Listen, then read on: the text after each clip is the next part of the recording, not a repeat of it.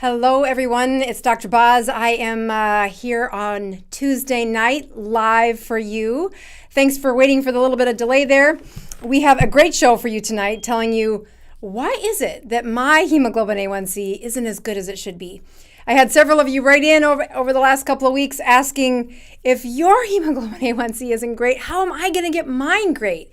So I thought I would dive into a little bit more about why is Dr. Boz human? No, seriously, answering several of the questions that are great questions and really teachable moments, even if I would love to have a perfect excuse that it was for less than ideal moments. But we're going to use them for teachable moments. Thanks for checking in, everybody, that you can hear me. Again, you are the best sound check ever. So thank you. We're going to start out with some of the traditions here on the Dr. Boz Show while I fill you in a little bit on some announcements.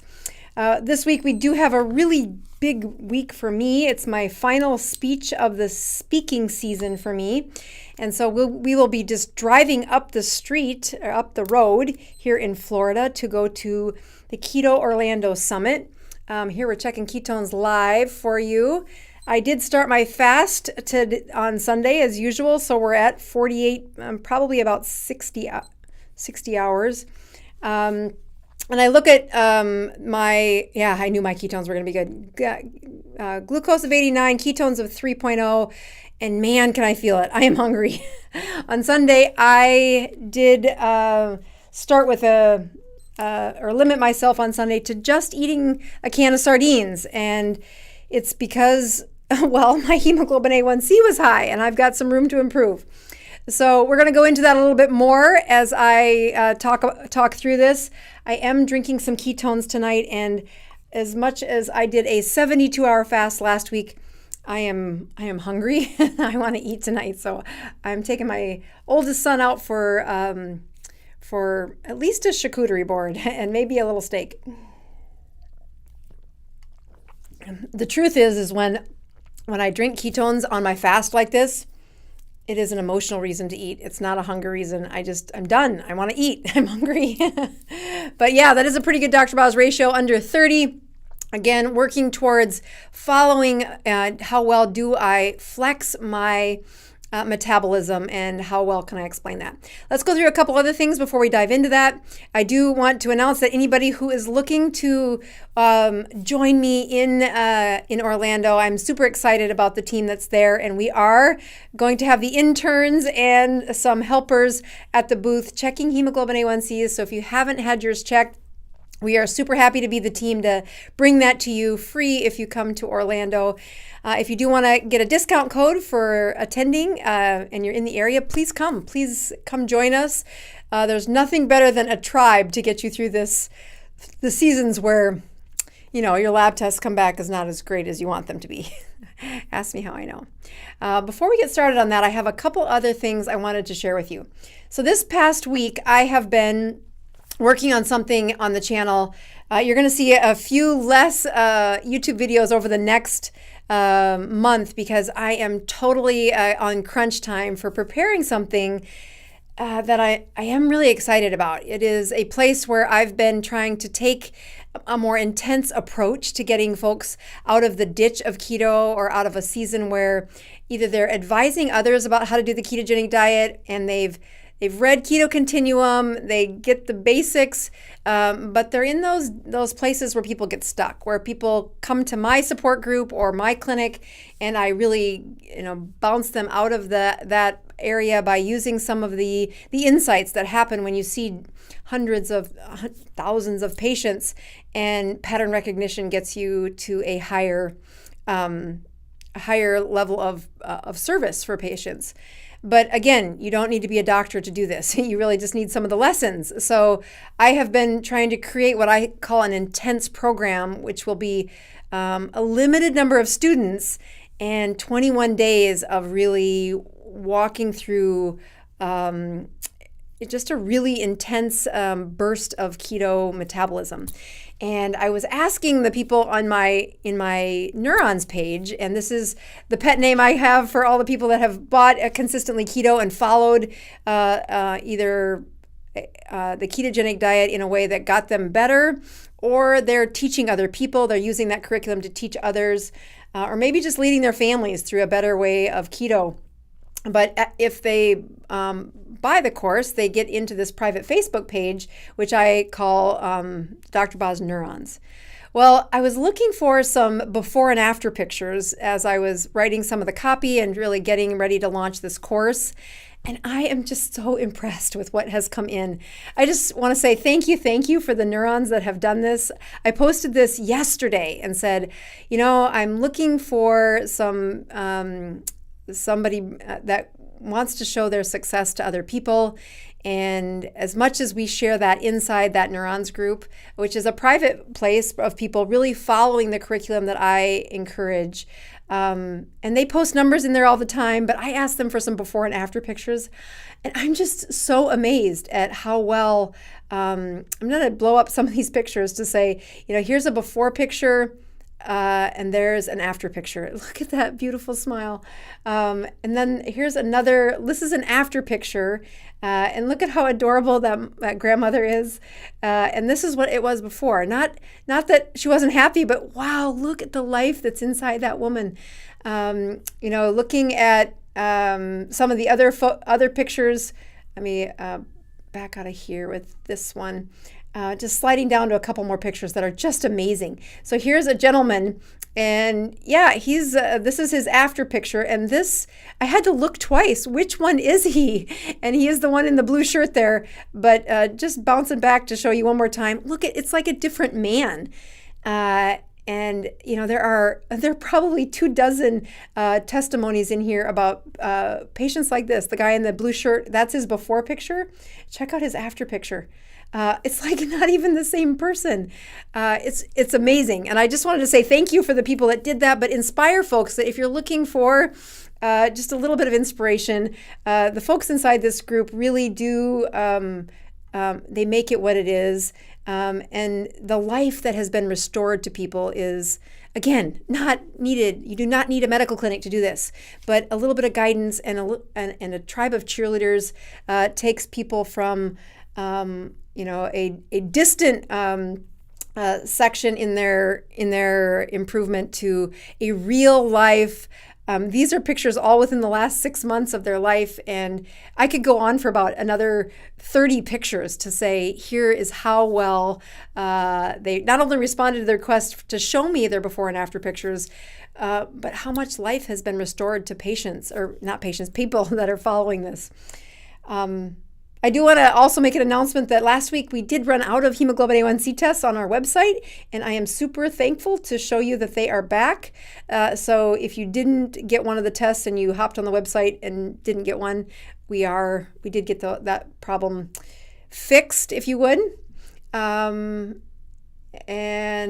there was one. I wasn't going to do reviews tonight. I just wanted to show off the Facebook group for those people that are looking for a tribe. That might be the best part of the ketogenic, of buying that online course, is the tribe of people inside there. Well, so we are going to dive into, I have actually one more announcement that I was going to say, and that is I had another one of the neurons write a book. Now, this is the kind of woman that I just pray to be as brave as this woman. Hilda Crawford has been very active, not only on the neurons page, but she has a story that is resurrecting. She was over 400 pounds when she started, and as she not only restores her health, she does something really brave. She wrote this book not because she was just bored. She's actually taking a class of how do I better myself and improve my writing skills. And so she did this as a little testimony for what she's been through. It gives me goosebumps as I talk about it. And in the foreword, she goes, lastly, Dr. Annette Bosworth, aka Dr. Boz, you changed my life forever. Thank you. And I just want to say these are the kind of people that I'm so proud to have a tiny little glimpse of their victory in the legacy of Grandma Rose and this channel, and helping those people just like her, those people who need just a little bit of life shared, and the grace of saying, here's how I would do it. and then they change their life, which inspires others to do the same. So thanks, Hilda. I see her commenting there, and I have not read the book yet, but I did get it yesterday and opened it and thought, oh my gosh, that's so beautiful. You should be just proud to have bravely taken on that kind of a challenge of writing a book and saying, here, I'm going to try. And even if it doesn't go perfectly the first time, ask me how I know when writing doesn't go perfectly the first time. It is truly a place of vulnerability to write your words down and then share it with the world. So good job. All right. So we are getting back to this tell-all moment where I'm thankful that I have. Oh, I'm going to go back over here. Take this one off here. Oops, not there. Just one more second. I need that. There we go. Oh, so I think many of you recall that a couple weeks ago I put out a few videos on teaching people about hemoglobin A1C, and then I checked mine. And I have checked my hemoglobin A1C in the past, but I think I was 30 and I'm now 50. And then I did wear a continuous glucose monitor for the better part of 6 months, learning not only about my average blood sugar, but when I got my A1C back, I definitely was not ready for it to be an average of a blood sugar of 114. So here, I'm just going to push play on this to slowly let you see that this is what average A1Cs look like. And there's that 5.5. I was at 5.5, so it's an average of 111 is where my blood sugars ended up. And although it was well below 6, I was expecting it to be closer to 5. And in the past, I think it has been closer to 5. So I had some folks write in and say, how discouraging. If she fasts every week and her A1C is high, how is that? How am I ever going to get mine to be better? And the first place I want to stop, folks, is wait right there. I am totally human. And when it comes to really looking at what happens when you look at average blood sugars, I know that when I wore that continuous glucose monitor, it was before COVID.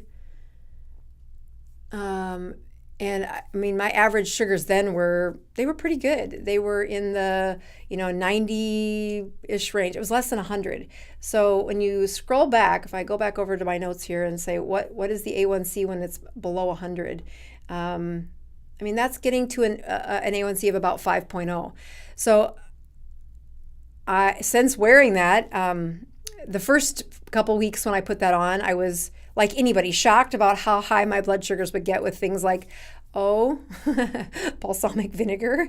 Or when I would say, I'm doing great, I can have a little ice cream, or I can have that handful of macadamia nuts that then turned into the whole bag because nobody else in the house was eating them, just me. And I'm like, as much as I think that's not a problem, it didn't take long before that continuous glucose monitor taught me that, your sugars are going higher. And it really was a true look in the mirror, a reflection of the places I wasn't doing as well. And I tightened up my behavior. I started saying no when I should. I tell patients all the time, don't eat after supper, don't eat after sunset. And I had a really tough time doing that at that stage. So for a very good season, I was absolutely done eating by sunset. And that was even further north. I was up in South Dakota. So there were times of the year where I was done eating by 5:30 at night. And by golly, my sugars came down and I didn't check an A1C at the time, but I had really good point of care numbers. So when I went to do my A1C this time, and it came back with an average of almost 10 points higher on my blood sugar. And during that time is when I really became rhythmical about every week fasting.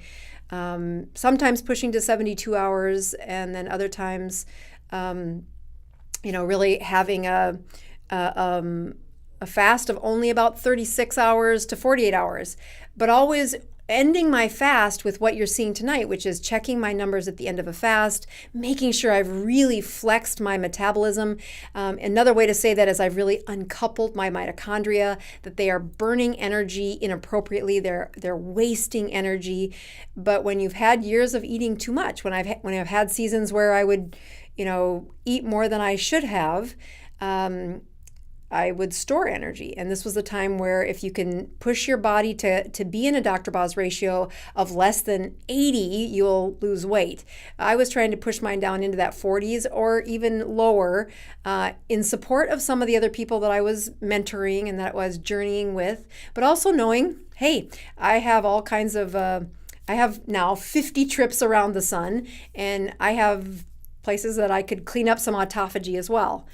And as I began fasting every week, the rhythm of doing what used to be, we used to do shows on Sunday night, a live show on Sunday night. And as much as that sounded like a really good idea at the beginning, it started to consume my whole Sunday. And then I wasn't getting any days of rest. So we moved it to Tuesdays, which again, still is a full day of life at the clinic and some interviews. And I do my support groups on Tuesdays. But I get rest on the weekends at least. So, but the other thing that happens on the weekends is I love to go out to eat with my husband. I love to, we can share dessert. I'll just have a bite. Or one glass of wine leads to, I can have a little taste of that. And so when people say, how did your A1C get so high? It isn't because I didn't do a good job fasting. No, I did a great job fasting. It isn't because during the week I would do a good job of leaving my eating window somewhere between 3 to 4 hours. Sometimes it would get down to 1 hour, but not as commonly. It was usually a 3 to 4 hour window. And then finally, it's the places where I had the disruption of my average blood sugars is when I was being a human. I was falling off the wagon in a way that wasn't a big carb binge like I would have done, when I first started on the ketogenic diet, where I was definitely in the space that I like the comfort of ice cream too. I grew up on ice cream, and when I miss when I'm lonely, I will comfort with the foods that made me feel good as a child. I know better, and I definitely don't do that during a fast, but I found myself reaching for that more often. And then there's a culture in a home. I mean, since we moved to Florida, my husband, he checked his A1C as well. We actually all had DEXA scans recently. And he put on 20 pounds since we moved to Florida. Like, it feels like a permanent vacation here because it's always hot. So I don't know if any other South Dakotan who's moved south has found this to be true, but it just feels like vacation is always this warm place, and that's not the case in South Dakota. So moving here feels like it's always fun time.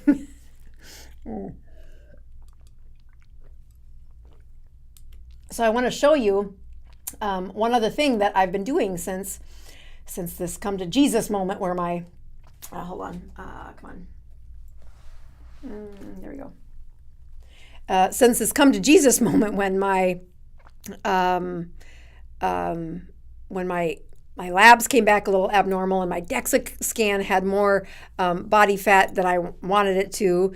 And I said, all right, I can do better as well. Let me go here. So this is just a screenshot from my Instagram post that started right after my A1C came back. I announced on the show that night that I should do a better job as well, and that I would start doing something that I had stopped doing, which is to post my morning Dr. Boz ratio numbers. So I got up the next morning and my Dr. Boz ratio was rotten. My glucose was 103, my ketones were 0.3, and yeah, that didn't take long for me to say, oh, snap. Oops, this is the other direction.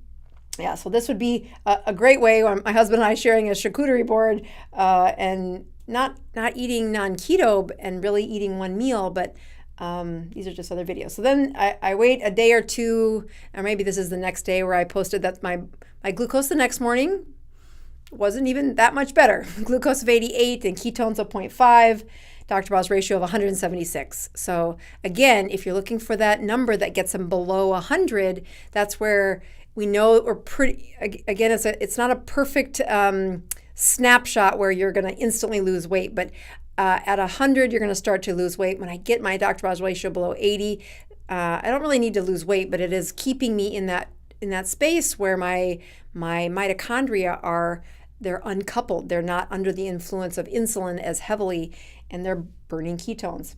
So this, let's see, that one wasn't as good. So then this next one, glucose of 93, ketones of 0.4, Dr. Boz ratio of 232. So, and then again, another morning one. So these several checks of my Dr. Boz ratio said, all right, you can do better than this. And that's where, so here's one from last week where I said I hadn't done a 72-hour fast in a really long time. Like, I didn't feel I needed to. I don't need to lose weight. I could stand to lose 10 pounds, but so says every woman always, right? And the glucose wasn't bad. That's 82 blood glucose in the morning isn't bad. Ketones of 0.6, but I had already fasted 36 hours to get that result. And so the next one was, I think I was fasting on this one. Oh yeah, I was fasting 60 hours on this one. And that is the morning of, again, the 72 hours would have been 12 hours later in the afternoon, glucose of 77, ketones of 2.7. So there I did really flex my Dr. Boz ratio that week or that day. This is me telling you how miserable I was, because that was right after I took this number. I recorded this in the car saying, all right, I'm about to get to 72 hours. I'm definitely hungry. I know what this was. It was right before I went in for a workout, and I was fasting 60 hours as I walked into that fast. And so then this is, that other one was earlier in the day. This is right before the fast, or right before the workout. Oh, that's my interview with Dr. Mindy. If you haven't checked that out, we had a great conversation. And then I broke my fast and I forgot to check my numbers. I didn't have my meter with me. And then I went out and had a glass of wine. And by golly, the next morning, my sugar was 101 and my ketones were back to 0.2.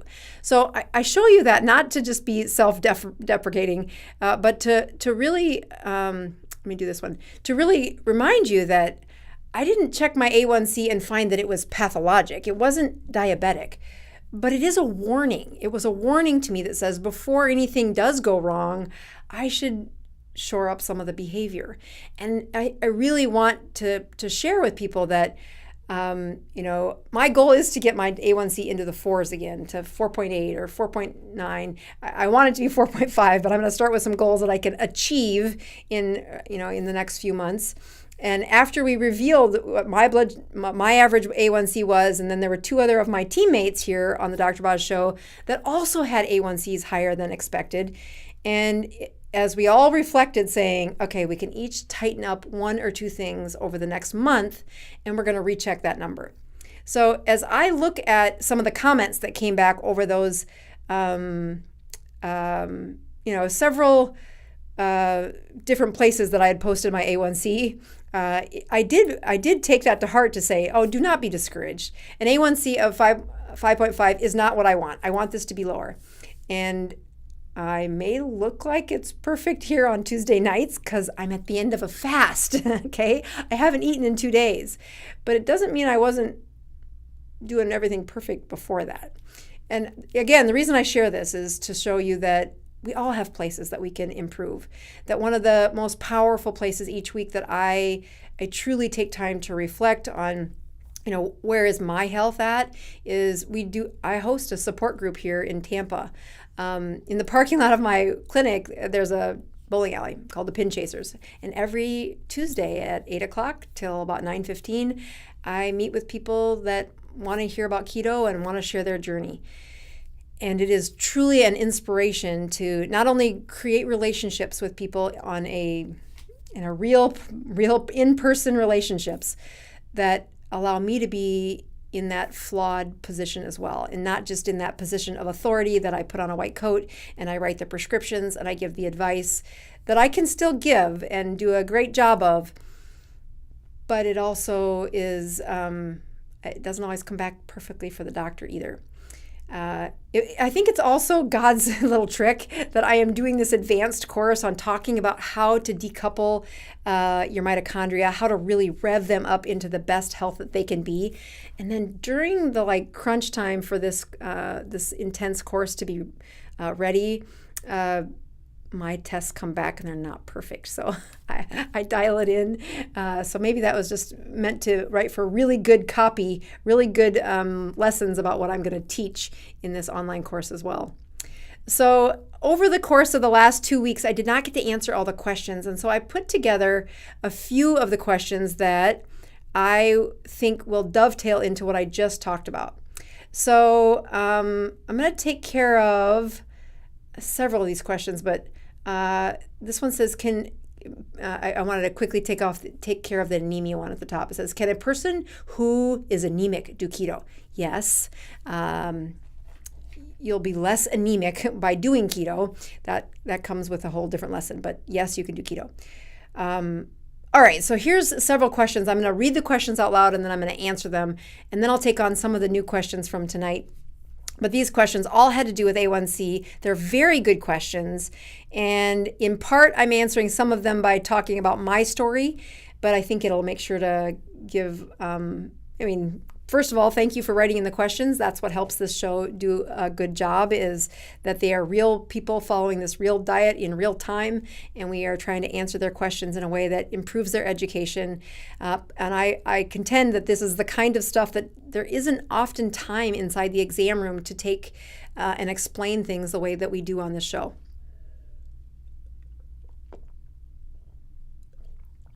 All right, so Esther writes in and says, keto over 3 years. What is keeping my A1C in the 5.6? I want it lower. Boy, do I hear you, Esther. So when I look at some of the things that I could have honed in on that I hadn't done a couple of years ago, when I first put on that continuous glucose monitor and realized, oh, these sugars are a little higher than I want them to be, I thought they were lower. And of course, when you're only spot checking, you don't really get this sense of what the blood sugars do over time. A1C gives you an insight into that without having to poke a lot and without the $2,000 to have a continuous glucose monitor.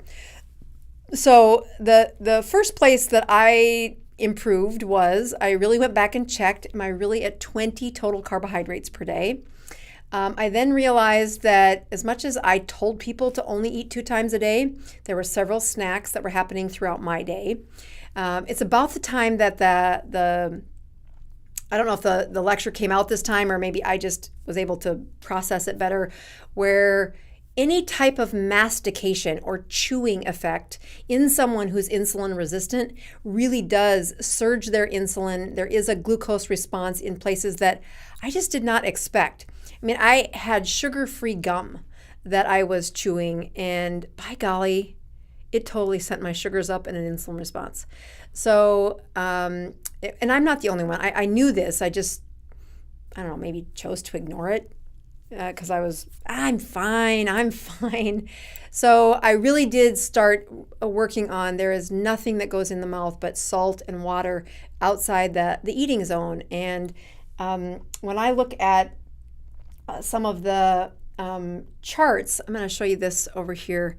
iPad, here we go. One of the charts that I really had patients work on, and I made sure to put this inside the workbook, is on Keto Continuum number 5. They really are working at narrowing. Did you keep the food within 8 hours? And so this little chart here, you could put the date on here, 8/1 or 8/2, whatever we're on today, 2.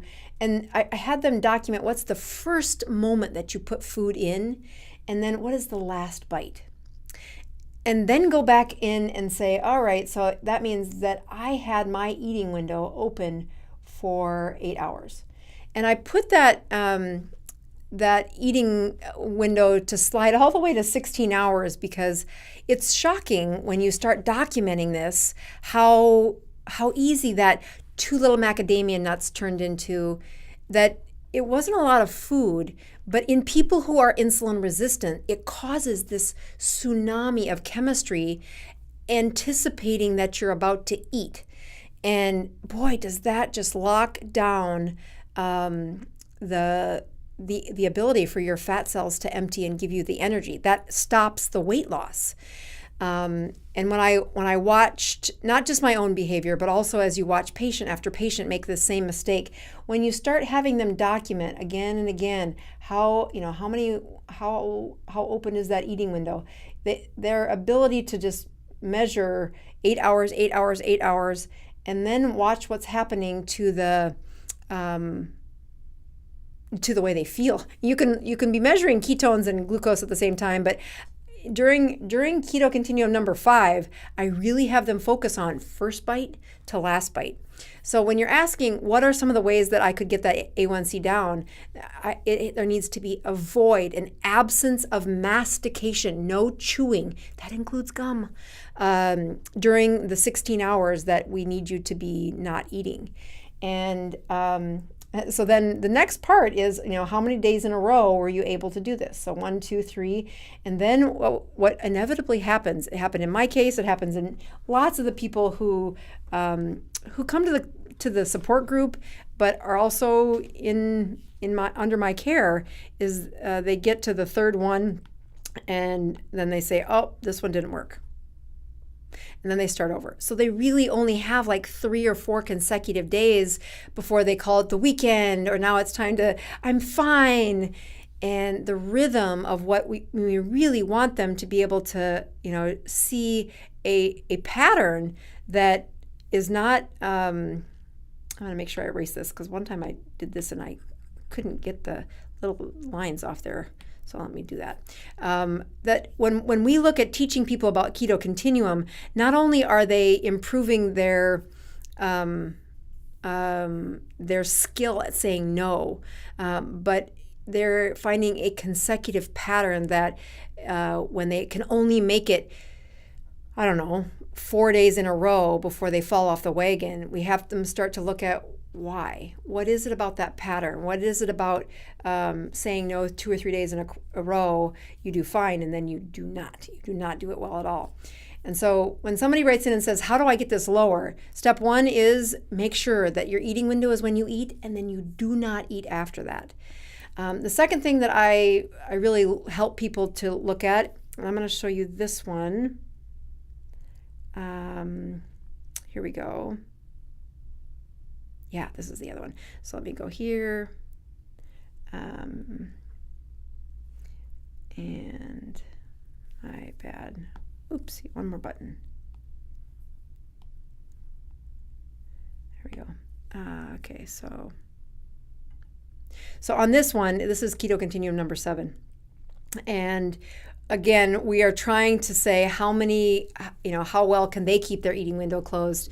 We really I don't push them into keto continuum number 7 until they're good at limiting their food to an 8-hour window, which if you haven't done that, it's really not that hard to keep your food in the 8-hour window. What you're working on is the no snacking. That there is plenty of time to put satiating meals in between those brackets of no snacking. And when I look at some of the things I have people document at this stage, it's again just sliding that skill set a quarter turn to the next step. What time do they wake up? Do they document what their glucose is? And do they document what their ketones are? And that gives us this Dr. Boz ratio. I like that done first thing in the morning. You'll see me post those numbers on Instagram before I leave the bathroom with brushing my teeth. And then again, this skill set is we are trying to keep eating. Let's see if I can make that square. Oh, it didn't do it. So hold on. Can I go backwards? Okay, well, maybe not. Go here. Okay, fine. So looking at this goal up here, keep that eating window within the hours of 6 a.m. to 11 p.m. That's not that hard, okay? But when you say, all right, I want to know how well you do that. And then were you able to keep it to 8 hours? Were you able to hold it to 7 hours? And then watching not just one day of this information. People, can white knuckle and do something for a few days. It's when they really are able to look over that pattern. And there's a couple of pages in the workbook going over exactly this process, because I want them seeing the pattern. Do you realize that every Friday you mess this up? Maybe we should try doing something different on Friday. Maybe you should have a different pattern of life on Friday, because that you cannot seem to get past that day. And when a doctor tells them that, it penetrates a little bit. But when they can see that on paper, this is your own pattern, that's when the wheels start to turn and the behavior changes really lock in to a difference. And I mean, it's really one of the funnest parts as a physician is to watch the patient come to a realization of something I can see, but it doesn't matter if I can see it. It's like seeing it myself. Like I put on that continuous glucose monitor and I'm like, oh, snap. That's me who's screwing it up. Just like with an A1C of 5.5 instead of 5, instead of 4.9, like 4.8, like I was expecting or hoping. But I'm only checking my numbers at very rare times, and I've let my expectations definitely slide, saying I'm healthy, I'm fine, I'm metabolically flexible, and for heaven's sakes, I live in Florida now where it's warm, so let's have a margarita, something, or a glass of wine. Oopsie, I want to erase that. All right, so just looking at some of those behavior changes, I try to point out I'm totally human. Let's go back to this the question here. And say, so those are a couple of places, Esther, where you say, what else is your A1C doing? I had a couple of podcasts that I did today, really walking some of these keto coaches to the next steps of sliding eating windows out of the nighttime and into the daytime. There's another whole section of that in the workbook. And then really, if that A1C, it should be getting better every month if you're working on these things. And if it's not, it is a reflection that you need to step over a threshold that maybe you haven't done before. Like the first week I saw mine, I'm like, okay, I really do need to push to a 72-hour fast every once in a while. And literally it had been like 6 months since I'd done 72 hours because I was fine. Yes. All right, let's go to the next question for a second. Shelly writes in and says, A1C went from 5.4 to 5.9 in 10 months carnivore, 70% fat, 30% protein. Now lowering protein grams and increasing grams of fat. Any other tips? So this was actually one of the podcasts I did today, really talking with a carnivore leader saying, yes, limiting protein can improve people's numbers in a really nice way. But you don't have to wait for the A1C to know if it's working for you.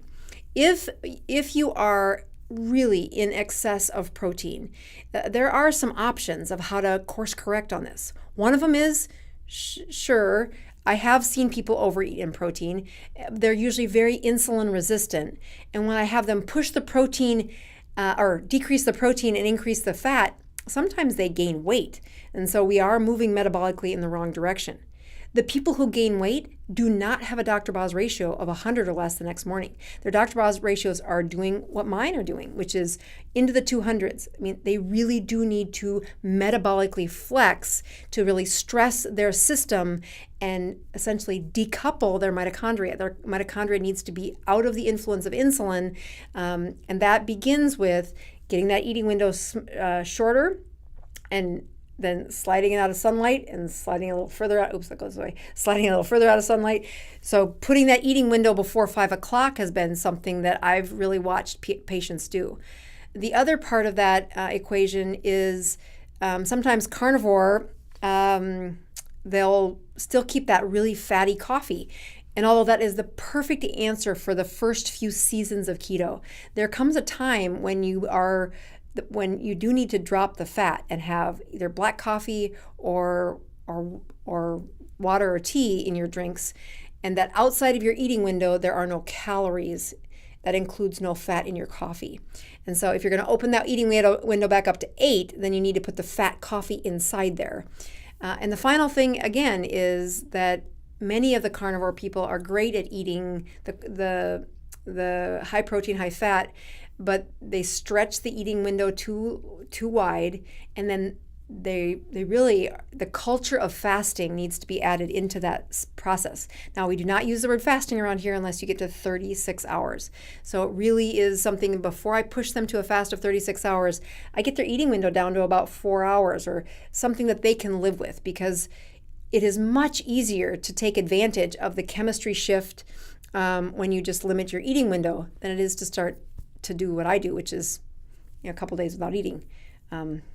Again, I was doing great, and so I hope to be doing great again. But Roxanne writes in, and again, this was a couple weeks ago, so I see several of your questions hopping in there, and I have a team putting some of them together. I'm trying to make sure I get to a few of them tonight. So here is Roxanne, who says, I was diagnosed pre-diabetic, A1C of 6.4 in December.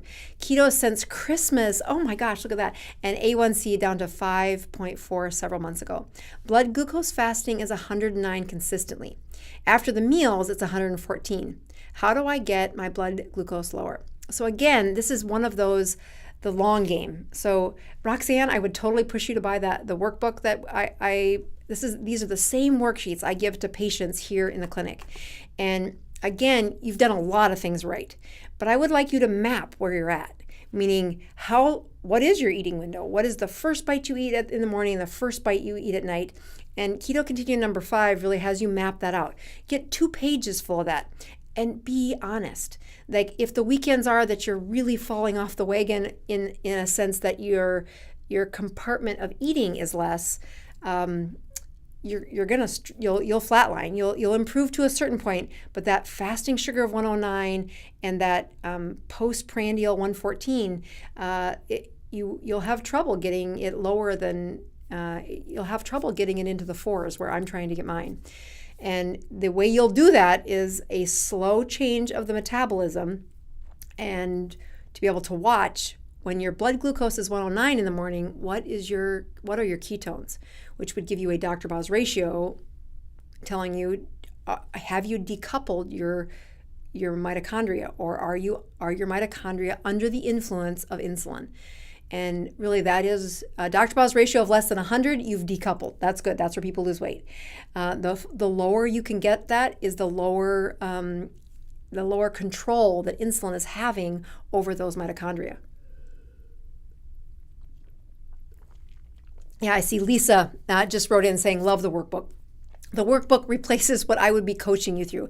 And I'll tell you, I wrote the workbook for some selfish reasons, that I do want to take care of patients, but I want the easy problems, the ones that should not cost them money, the ones that they shouldn't stay stuck for 15 months waiting to get in to see me to, answer their questions. No, most of the questions are answered in that workbook.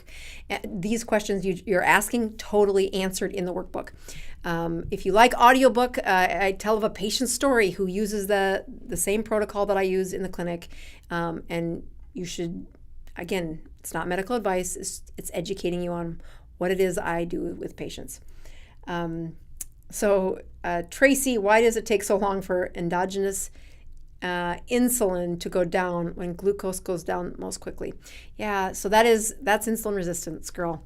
It is why we are all in this struggle bus together. Let me go to this one here. That's the $1 million question. So when looking at the Dr. Boz ratio, what it is really measuring is not just what is the insulin level. Because as people improve, like the day that Roxanne had a A1C of 6.4, and then she goes keto and it's down to 5.4 several months later. So she's really lowered her glucose.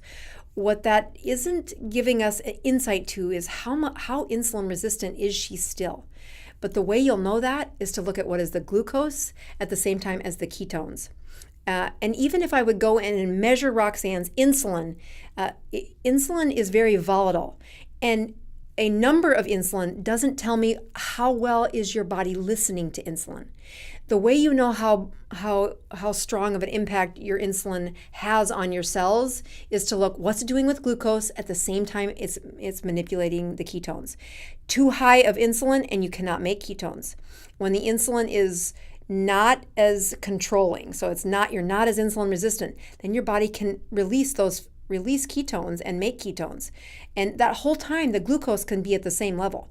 But it's that glucose relative to what the ketones are doing gives me insight on how impactful is your insulin. I mean, it is truly why I push people in the Neurons page to find a group of people that are following this together. You don't have to have a degree to do this. You need to have the drive to teach someone or to journey with somebody, showing them what your numbers are and how well that changes the metabolism for you in the setting you're doing. And just like I'm sharing my struggles, and it's hopefully helping somebody out there who's having similar questions. When I look at the most sustainable healing, it's people who are in the group. And you don't need to pay anybody to be in a group. Everybody knows how to Zoom now. Well, thanks to COVID. That circle of support is how people do the long game. That's how they stay out of the internal medicine clinic. They don't just stay stagnant that, I'm doing okay. They share, hey, I checked my A1C and it's higher than it should be. I'm stepping up my game. In this past few weeks, we've had a lovely member in our support group here who has had some terrible news with her health. And to watch what this support group is doing, they are helping her fast. They are relaying her fast, meaning she's going to have to fast several times for the critical story that she's in. And doing it alone is not possible. Asking her family to, do the crash course of how to become keto adapted and really push that advanced keto metabolism during this critical time, not possible. But the support members in that keto group, not only are they looking for a reason to advance their metabolism, the altruism of when I fast, my best fasts come because I'm praying for somebody. There's a patient in my clinic. There's a person in my life who's struggling. And when I get to that crabby moment that I want to eat, I pray and I transfer the pain of denying myself food and really channel it into being prayerfully present for somebody who needs a friend, who needs support. And it truly is a transition of quit focusing on yourself. Your first world problems are nothing until you have journeyed through some of the valleys that takes you to the end of the chapters of life. And it's hard to remember that. It's hard to get yourself out of that funk. Like, I'm hungry right now. I really want to eat. But it isn't. It's nothing compared to the story of this woman in our support group who really needs people praying for her, but they also need people to take her by the hand and say, all right, I'll fast the 72-hour fast with you this week. And it's miraculous to see these people helping one another like that. That's what a support group does. And again, it's free. All right, I'm going to go through a couple more questions here. This is a good question. Okay, so we got a few more minutes left, so let me try to get to these. So Stina writes in and says, so how long does it take with a cleaned up routine to start to see an A1C lower? How long should I wait to retest? I'm retesting in a month, okay? But that's also why I have pushed up and had only a can of sardines on Friday. That several times today I wanted to eat anything. I mean, cardboard. I just was crabby, and I had some performance things that I needed to do a good job on, and I pushed through because I know that the average should improve in a month. If you were in my clinic, they don't pay for it. Your insurance won't pay for an A1C more often than every 3 months. But that is the beauty of point of care tests is you don't need my permission. It's an average of blood sugar over 3 months. And you should dramatically see a lesser impact of the average blood sugar. And maybe not dramatically, but it should be a couple of, a tenth of a point, 0.2 of a point maybe, better than it was last month. And if it's not, it is another signal to say there are other places in your body that your chemistry is changing, and you do need the stimulus to step over the next threshold.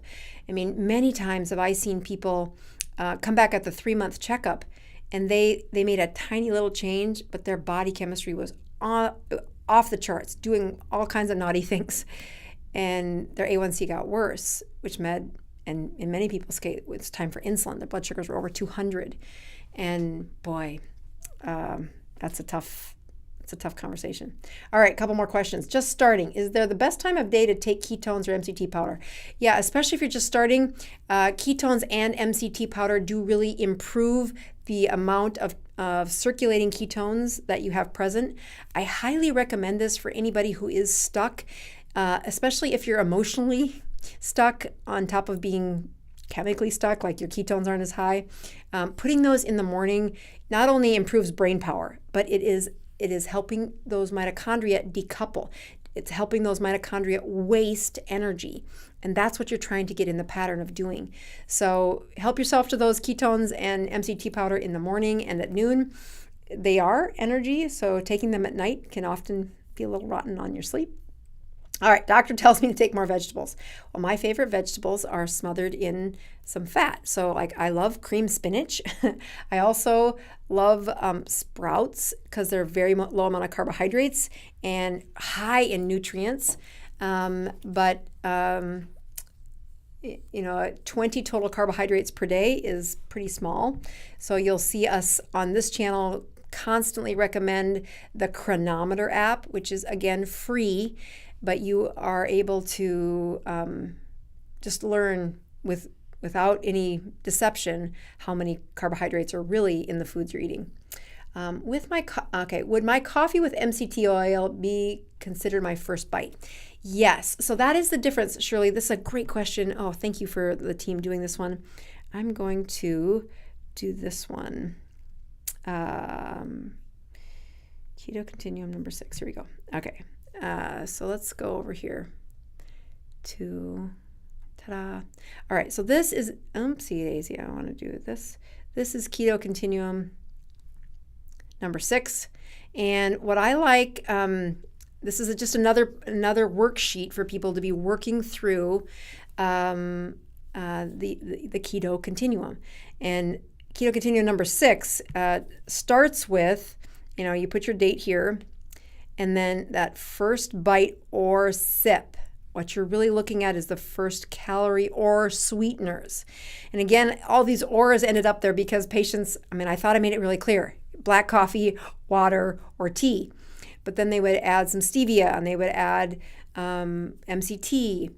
And although I didn't like giving those up at all, but if I put that in my coffee and I had my coffee at 6:30 in the morning, you add 8 hours to that, and you're now done eating at 3:30 in the afternoon? Is that right? Or 4:30 in the afternoon?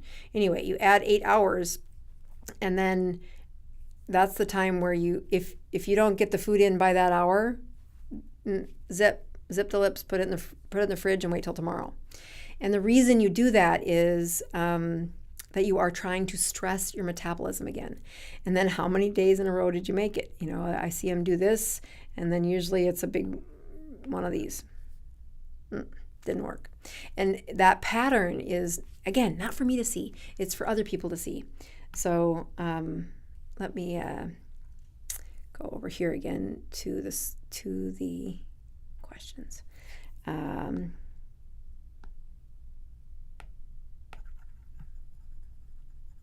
All right, so a couple more questions tonight. So Shirley's questions, yes, that MCT oil counts. So I'm dealing with shingles. Not fun. I was wondering if fasting through this virus outbreak would be beneficial, or should I wait until the virus has finished running its course? So Val, the answer to that depends on what is your immune system, what is the baseline for your immune system. Now, I can tell you that getting shingles gives me the insight that your immune system has a problem. That virus has been living in your body since you had chickenpox. Your body has been able to keep it tucked away in the nerve where it doesn't bother you for 50 years, 60 years, whatever. And that the fact that it let it wiggle out and cause this rash and this painful syndrome for you is a reflection that it's not just a Dr. Boz ratio that you should be looking at, but it's how long have you been in a fat building process where the fat-based hormones like vitamin D, cortisol, testosterone, estrogen, growth hormone are all the supply storage, the supply chain is full, so that if you did stress your metabolism with a fast, you wouldn't have a depletion of those hormones, but you would have a surge. You would have hormesis, which means the hormones peak when you need them because the storage bank is full. If you're on the first month and a half of keto, that's probably not a good idea for you to do that fast. It is why in the keto continuum, I do not want you stepping from keto continuum number 3 all the way down to a 48-hour fast. There really is a methodical process that isn't just like an orderly way to do things. It is in the background. What's happening is you are building up the metabolisms and the fat-built hormones that are required for healing. All right, so I am, there's about 400 more questions in here. So I am going to call it a night. I want to do one little thing. Actually, I'll answer one more while I check my numbers. I am 52 years old, very thin. How can I add weight in an 8-hour window on a keto diet? Add fat. Ask every carnivore over the last, I think every carnivore is written in it, or ask me why is it that I'm gaining weight on this? I didn't used to. And that is that they are metabolically stronger, meaning their metabolism is good, and now they're out eating their metabolism. And adding fat to your eating window, that's how you don't lose weight. The real key is many people usually ask me, well, how do I not lose weight? Or how do I not lose muscle? Excuse me. And that muscle protection is truly an answer of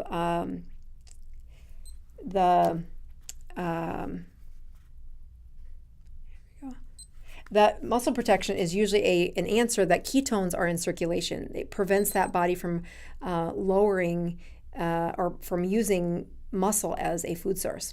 So again, going from 3 to 3.2, I'll tell you that's really impressive. When you look at exogenous ketones, I drink these to show you that if you are spending the money on them, there are great places that I use these in patients' metabolism that are working well. And that means that when you buy them, when you put the money behind them, they should raise your ketones. Raising somebody's ketones from 0.6 to 0.8, that's easy. Raising it from 3 to 3.2, that is a good product. All right, so I tell you that this is a live show. That's a live show. I do have some disappointing news on the website, and that is that we did do some of the accounting over the last 6 months, and I have not raised any of my prices despite the increase in the shipping costs and some insane changes in the cost of some of the ingredients to go inside the supplements that I put my name behind. But there are a couple of them that are going to go up in price, and that'll probably happen in about 2 weeks. The other thing is we do free shipping inside the United States, but there are a couple of places where when they order anything under $50, it really is, it's just too tight of a margin. We're not able to stay going. So we are going to have a free shipping inside the United States as long as the $50 or more. That's going to start in a couple weeks, or I think that one they were turning on this week, actually. The A1C is under $50. We're trying to figure out if we can still have that shipped without charging you the shipping on that one. So you want to order the A1C, do it now, because otherwise anything under $50 will have shipping costs inside the United States. But I like making this as easy on people as possible. I have really tried not to look at the numbers any longer than I needed to keep the cost of these supplements as low as possible, because they aren't needed forever. But there are many people who are in a journey that their metabolism and their health hasn't been great. And we want to teach you how to lower that hemoglobin A1C. I want to show you personally how I'm on this journey, and we'll be checking as a team in a follow-up video, probably live in about, 3 more weeks. But There is a end screen on this tonight, which is the playlist that goes through very nice instructions on teaching about hemoglobin A1C and why that is so important for predicting health, for predicting life, and not just living, but longevity and knowing that you get the vibrancy in life. So thank you for tuning in tonight. I really appreciate the praise, and I will continue to join you every Tuesday night, improving your health one ketone at a time. Thanks again.